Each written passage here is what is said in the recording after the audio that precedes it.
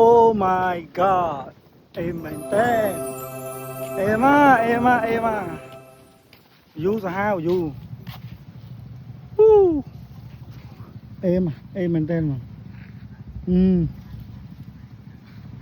ដឹងគួរនិយាយមិនទៀតទេពេលស្អាតម្លឹងអ្នកដែលបានមើលវីដេអូនេះហើយបានទៅលេងកោះរ៉ុងនៅព្រោះកោះរ៉ុងយើងល្បីតាំងពីដើមឆ្នាំឥឡូវពាក់កណ្ដាលឆ្នាំហើយមកគិតគូរទៅលេងកោះរ៉ុងម្ដងហើយសម្រាប់ខ្ញុំកាលពីដើមឆ្នាំហ្នឹងក៏បានទៅលេងកោះរ៉ុងគេឯងដែរព្រោះដោយសារតែកោះរ៉ុងយើងគឺផ្ទុះមែនទែនទាំង TikTok ទាំង Facebook កណ្ដាលក៏យើងអូឃើញដែរកាលទៅហ្នឹងគឺគ្នាខ្ញុំតិចចឹងខ្ញុំទៅយើងលឿនពេលទៅដល់ភ្លាមរយញ៉ាំក៏មានញ៉ាំទេព្រោះទៅយើងលឿនហើយដល់ផែហ្នឹងយើងក៏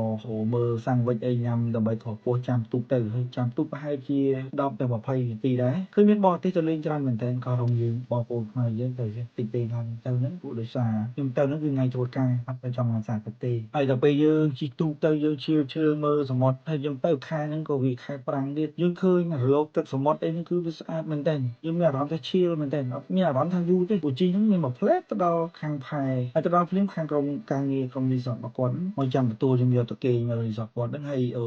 ការទៅហ្នឹងខ្ញុំអត់គេងនៅខាងកោះតូចឬក៏ថាភូមិកោះរ៉ុងទេដោយសារខ្ញុំទៅគេងខាងឡងបិចទើបខ្ញុំខាងរីសតគាត់មកទទួលយើងនៅខាងផែហ្នឹងហើយពេលជិះតាមភូមិតាមអីទៅឃើញគាត់ធ្វើស្អាតមែនទែនខុសពីមុនឆ្ងាយឥឡូវមានថ្នល់បេតុងមានអីជិះឡើងស្រួលមែនទែនបើមិនបានជិះម៉ូតូលេងទេប្រហែលជាសុបាយតែកាលខ្ញុំទៅហ្នឹងដោយសារតែគ្នាតិចទៅខ្ជិលជិះលេងក៏ទៅលេងនៅក្នុងរីសតពេលទៅដល់ check up បន្ទប់ check អីគឺស្អាតមែនទែនអារម្មណ៍វាល្អ fresh តែម្ដងមានអារម្មណ៍ល្អមានអារម្មណ៍មួយថាមកលេងគឺត្រូវហើយអត់ខកទេពេលមកដល់ឃើញបន្ទប់ស្អាតមកដល់មានឆ្នេរខ្សាច់មានអីយើងឃើញស្អាតអង្គុយមើលគេមើលឯងតែគាត់ស្ដាយតែមកលេងគ្នាតិចពេកប្រហែលគ្នាច្រើនតិចប្រហែលជាបានអង្គុយនិយាយគ្នាលេងមាត់សមុទ្រនិយាយរឿងក្នុងចិត្តអីចឹងទៅហើយបានមើលថ្ងៃលិចទៀតពួកនៅខាងហ្នឹងខាងកន្លែងគេហ្នឹងវាបែរមុខទៅខាងលិចហើយខាងលិចហ្នឹងយើងមើលឃើញថ្ងៃលិច